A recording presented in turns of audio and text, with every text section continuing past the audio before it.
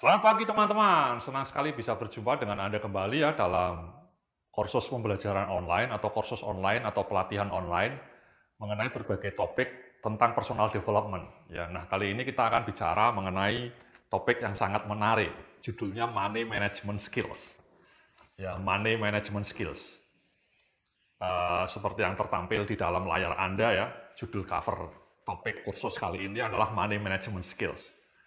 Ini topik yang krusial ya teman-teman ya, karena pada akhirnya kita hidup di dunia ini ya butuh money mas ya, mbak-mbak ya. Anda butuh uang untuk makan, untuk bisa beli rumah, untuk membiayai sekolah anak-anak Anda. Jadi kita itu hidup kerja, berjibaku dari pagi sampai sore itu ya mostly untuk mencari nafkah ya. Nafkah itu pilar paling utama ya. Hampir semua dari kita itu berjibaku mencari nafkah ya. Jarang ada orang yang kerja seperti zaman dulu ya, menanam padi sendiri untuk bahan makanan dia. Jadi dia tidak mencari nafkah tapi hidup dari alam gitu ya. Itu sudah tidak begitu banyak sekarang ya. Kita semua dari pagi jam 6 mungkin Anda berangkat ke kantor, ya, kena macet, pulang jam 7 malam sampai rumah. Itu semua ya demi uang mas, demi nafkah. Makanya nih topik ini money management skills ini sangat krusial supaya kondisi keuangan Anda menjadi lebih melimpah dan barokah. Amin. Ya. Nah, di dalam layar berikutnya, slide kedua ini saya bicara bahwa sesungguhnya money management skills itu punya 3 pilar.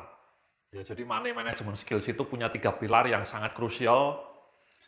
Yang ketiga-tiganya seyogianya dilakukan, Mas ya. Dijalankan secara serentak ya. Memang dari 3 pilar ini nanti kalau kita lihat yang paling penting yang nomor pertama ya. Yang paling penting karena pilar pertama itu fondasi. Kalau pilar pertamanya bagus nanti pilar kedua, pilar ketiganya mungkin akan lebih smooth.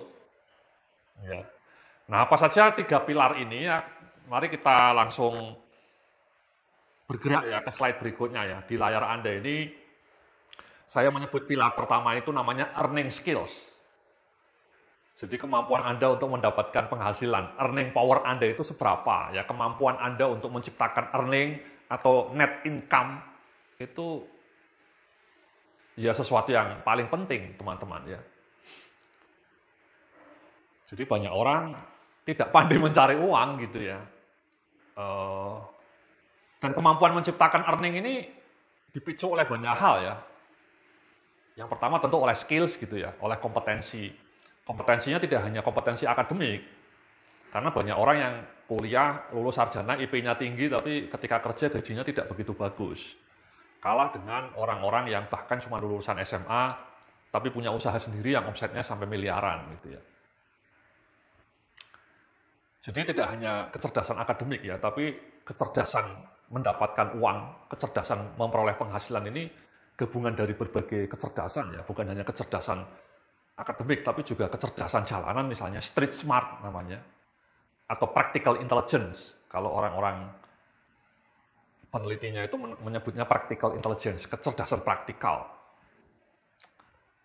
Nah ini pilar mas, mbak-mbak ya, kalau earning Anda termehek-mehek, earning Anda terkaing-kaing, tentu hidup Anda juga tidak akan begitu sejahtera ya. Nah, nanti kita akan bicara banyak hal ya mengenai bagaimana kiat meningkatkan earning Anda, bagaimana standar earning yang sebaiknya dicapai, dan seterusnya. Ya. Nah, di dalam slide berikutnya saya bilang bahwa pilar kedua dari money management skills itu adalah yang disebut investing skill. Bagaimana Anda menginvestasikan kekayaan yang sudah Anda dapatkan. Ini sesuatu yang sangat penting juga, teman-teman.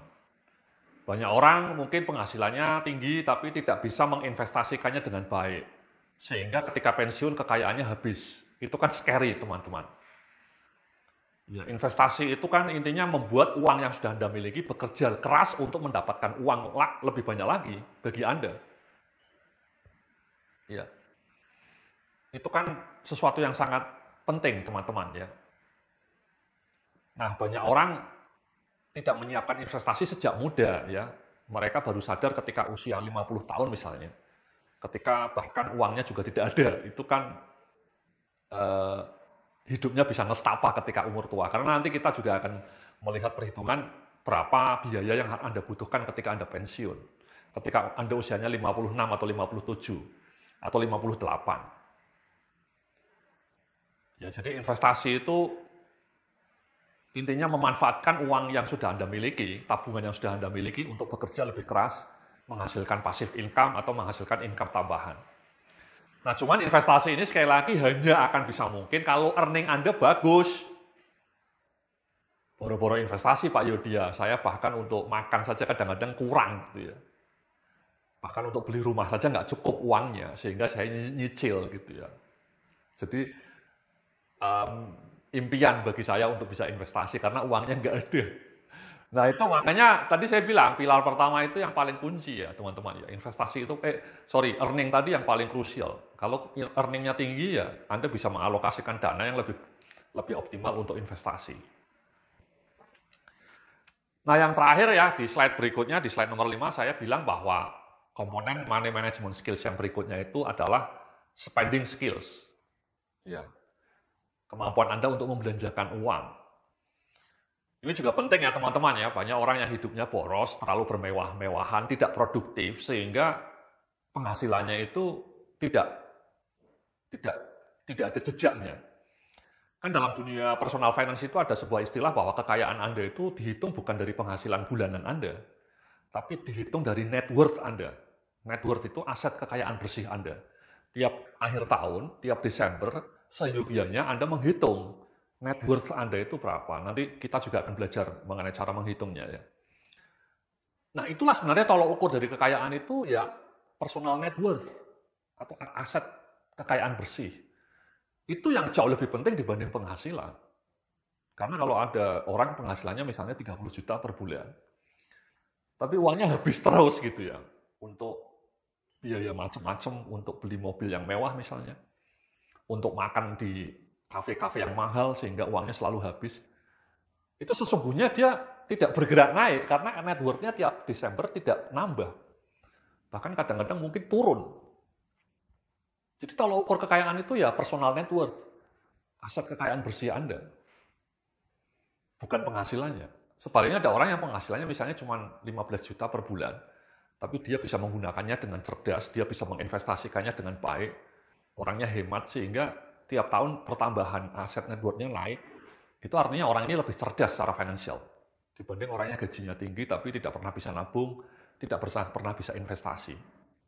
Oke? Ya jadi di slide nomor 6 Anda bisa lihat ya, di slide nomor 6 itu Pak ada 3 pilar ya, 3 pilar utama money management skills ya. Jadi yang pertama earning skills, yang kedua investing skills, yang ketiga spending skills. Nah, nanti kita akan belajar satu persatu dari 3 skills itu ya. Itulah pilar utama money management skills ya. Nah sayangnya ilmu 3 pilar ini jarang diajari ya ketika kita kuliah gitu ya. Ketika kita SMA, kita kuliah sampai lulus itu jarang sekali kita dikasih pelajaran mengenai money management skills. Padahal itu elemen yang penting ya sebenarnya. Mungkin sebaiknya ada mata kuliah 1 lah ya, at least ya. 2 SKS saja cukup belajar mengenai money management skills. Sehingga kita punya financial literacy ya, istilahnya literasi keuangan yang bagus. Ya, jangan sampai kita buta huruf financial. Ya, literasinya kurang. Nah, sebelum kita bicara mengenai earning skills ya, kita akan bicara mengenai earning skills itu di dalam slide berikutnya di halaman nomor 7. Di slide nomor 7 saya ngasih pertanyaan berapa income bulanan yang ideal. Ya, berapa sih penghasilan kita bulanan yang ideal itu sebaiknya berapa gitu ya, supaya kita hidupnya cukup mapan gitu ya. Nah, saya sudah melakukan perhitungan ya. Ini perhitungan ini didasarkan pada asumsi Anda hidup di kota besar seperti Jakarta, Surabaya, Bandung, atau Medan, atau Makassar, atau Semarang gitu ya. Dan Anda sudah menikah dengan 2 anak yang masih kecil. Mungkin yang satu masih TK, yang satu sekolah SD gitu ya. Umur Anda sekitar 30-an tahun gitu ya. Nah, berapa? Jadi berapa penghasilan atau yang ideal ya, yang harus Anda dapatkan ya.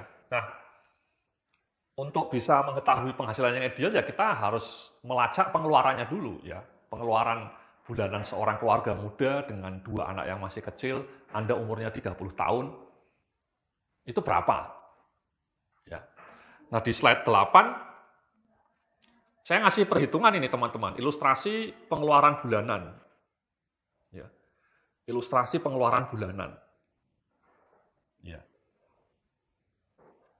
Anda bisa baca ya di layar Anda ya, misalnya yang pertama kebutuhan makan itu asumsinya kalau Anda punya keluarga dengan 2 anak itu kurang lebih 6 juta per bulan.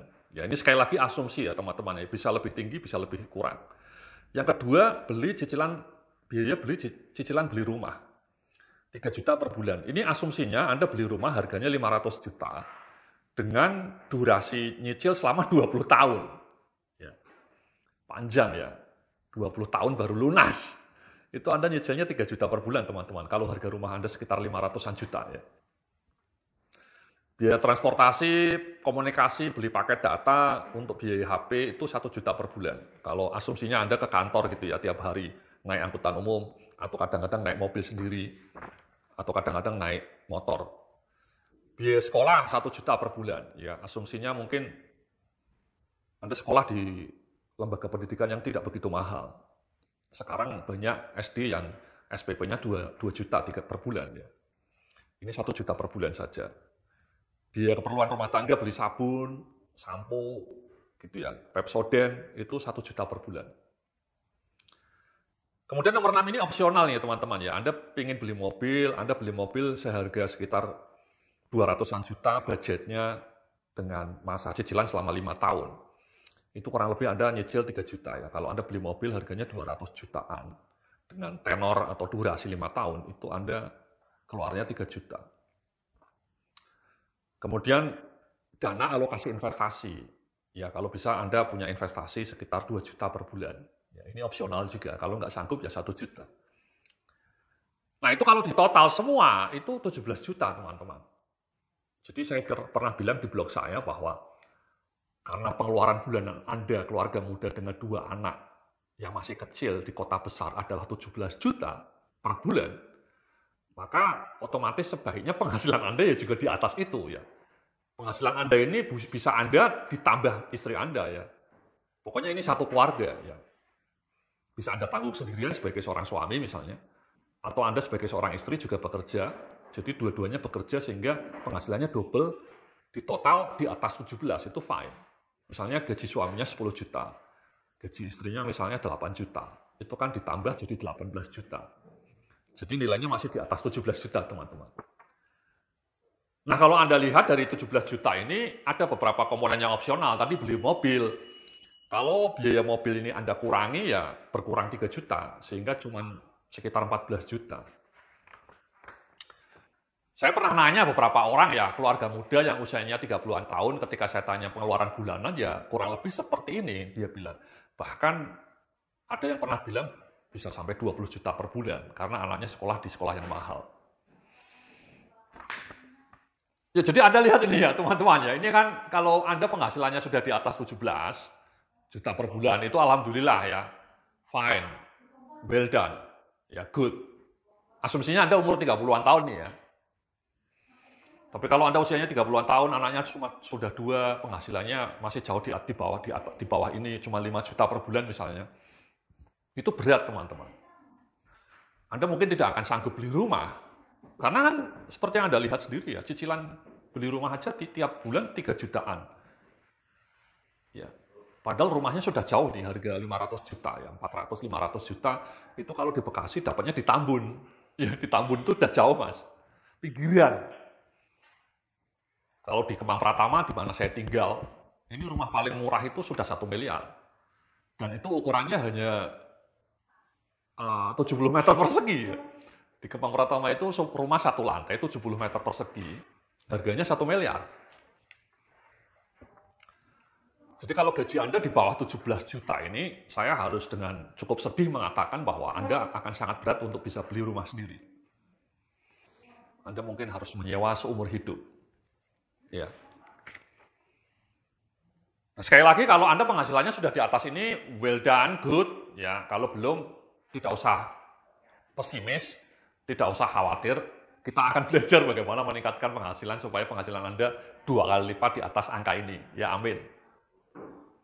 Sekali lagi ini hanya asumsi ya teman-teman ya, skenario asumsi saja ya. Bisa jadi ada yang jauh lebih kurang. Kalau misalnya Anda tinggal di kota kecil, di kota Tegal atau Pemalang, atau mungkin di Magetan atau di Madiun, mungkin bisa lebih kecil. Biayanya lebih kecil ya, jauh lebih kecil. Kemudian Anda tinggal di rumah mertua, Anda nggak perlu nyicil rumah. Ya, jadi dengan kata lain, ketika kita melihat pengeluaran bulanan itu seperti ini, maka idealnya income Anda sebulannya ya di atas ini ya teman-teman, supaya kita bisa hidup lebih sejahtera. Ya, itu penghasilan teman-teman. Ya. Nah di slide berikutnya, di slide 9, saya cerita mengenai berapa aset kekayaan atau net worth yang ideal. Ini juga sangat penting teman-teman. Ya. Tadi saya cerita. Yang penting bukan penghasilan bulanan sebenarnya, yang penting net worth juga. Ya. Meskipun penghasilan bulanan Anda ya juga sangat punya pengaruh terhadap net worth Anda. Tapi harus ditambah dengan keahlian investasi dan jangan terlalu boros spendingnya. Ya. Nah, berapa aset kekayaan ideal, yang ideal itu, net worth yang ideal. Tapi sebelum kita bicara mengenai standar yang ideal itu, cara ngitung net worth itu bagaimana? Ya, itu di slide berikutnya. Saya ngasih definisi ya, di halaman slide 10 ya. Net worth itu nilai aset yang Anda miliki, ditambah piutang lancar, dikurangi hutang. Ya. Jadi nilai aset itu misalnya Anda punya rumah yang sudah Anda beli ya, misalnya Anda beli rumah sendiri gitu ya. Itu nilai pasarnya berapa? Ya itu aset Anda. Atau Anda punya tabungan emas di Pegadaian, atau Anda punya reksadana, atau Anda punya mobil, atau Anda punya motor. Atau Anda punya uang di bank, deposito, atau saldo rekening bank, tabungan di bank, itu semua aset. Aset. Ya. Ditambah piutang, kalau Anda misalnya pernah ngutangi saudara Anda dan lancar ya, saudara Anda pasti akan membayar utang Anda, itu termasuk aset Anda. Ya. Dikurangi hutang. Ya. Misalnya Anda rumahnya tadi sudah Anda nilainya sebagai aset Anda, tapi ternyata sebenarnya Anda masih hutang KPR gitu ya. Ya dikurangi berapa cicilan KPR yang belum lunas. Atau misalnya Anda beli mobilnya pakai kredit, ya dikurangi nilai kredit yang masih harus Anda bayar. Nah, saya tiap tahun melakukan ini teman-teman. Saya tiap Desember itu melis apa aset saya. Saya pakai Excel gitu. Nanti saya kasih contohnya ya. Saya kasih pakai Excel, saya list saja daftar aset saya ya, rumah, properti gitu ya. Kebetulan saya punya apartemen yang saya sewakan ya. Kemudian saya punya reksadana, saya punya emas juga. Itu semua saya jumlah. Dikurangi hutang, hutangnya zero, saya hutangnya zero. Sebaliknya saya punya piutang ya. Beberapa adik saya banyak utang kepada saya ya. Saya sebagai anak sulung itu sering diutangi adik. Ya, saya punya 4 adik, 4-4-nya ngutang ke saya. Ya nggak apa-apa ya, adik sendiri ya. Nilainya signifikan ya, total utang saya kepada adik saya itu nilainya signifikan. Yaitu saya tulis, itu termasuk aset saya, karena mereka semua promise, janji bahwa akan dibayar gitu ya. Nah itu di total berapa nilainya. Nah tiap Desember itu dibandingkan dengan Desember tahun lalu, naik atau tidak. Idealnya ya naik, paling tidak 10% teman-teman. Ya. Misalnya total aset kekayaan bersih Anda sekarang misalnya ya, di Desember tahun ini misalnya 500 juta gitu ya. Tahun depan ya kalau bisa naik 10%, syukur-syukur 20% jadi 600 juta. Atau bahkan kemudian 2 tahun lagi naik 2 kali lipat jadi 1,2 M gitu ya. Itu kan maknyus teman-teman. Ya. Top Marco Top, Jos Marco Jos. Ya. Nah berapa aset net worth yang ideal itu? Saya bicara di halaman slide 11 ini teman-teman. Anda bisa lihat ya. Anda tidak usah terkejut ya. Saya sudah pernah menampilkan ini di blog saya ya. Jadi kalau usia 30 itu kalau bisa net worth-nya 250 JT gitu ya. Kalau usianya 35, 500 juta. Kalau usianya 40, ya 1 M. Usianya 45, ya 3 M kalau bisa. Usianya 50, ya 5 M. Ya. Ini standar yang mungkin agak heroik ya bagi sebagian orang, tapi menurut saya achievable ya. Menurut saya achievable lah ya. Mungkin ketika usia-usia 30-an mungkin masih berat ya, tapi begitu usia 40, 45 menurut saya sangat achievable nilai segini ya. Misalnya saya usianya sekarang 50 tahun, teman-teman ya. Aset saya di atas standar ini, teman-teman, sekarang ya. Sudah jauh di atas standar ini. Jadi, menurut saya semakin bertambahnya usia Anda, sebaiknya Anda memang asetnya meningkat dengan dramatis ya. Mungkin ketika usia 30 tahun, Anda baru 5 tahun kerja, nabung sampai 250 juta itu mungkin agak berat. Apalagi pengeluaran Anda masih tinggi, baru menikah gitu ya. Usia 35 dapat 500, oke, mungkin berat, mungkin tidak. Dulu saya ketika usia 35, aset saya, seingat saya sudah di atas ini. Ya. Kemudian ketika usia 40 tahun, apalagi ya usia Anda kan sudah matang gitu, udah peak, puncak prestasi itu usia 40 tahun. Anda kalau kerja di perusahaan ya idealnya sudah jadi GM gitu ya, general manager atau jadi VP. Aset Anda kalau Anda sudah jadi GM ya pasti di atas ini. Gitu ya. Apalagi kalau Anda punya usaha sampingan. Dan kemudian usia 45 ya harus di atas ini. Ya, tapi kalau usia Anda sekarang baru 27, 28, 29, ya Anda harus mengejar yang 250 itu. Ya.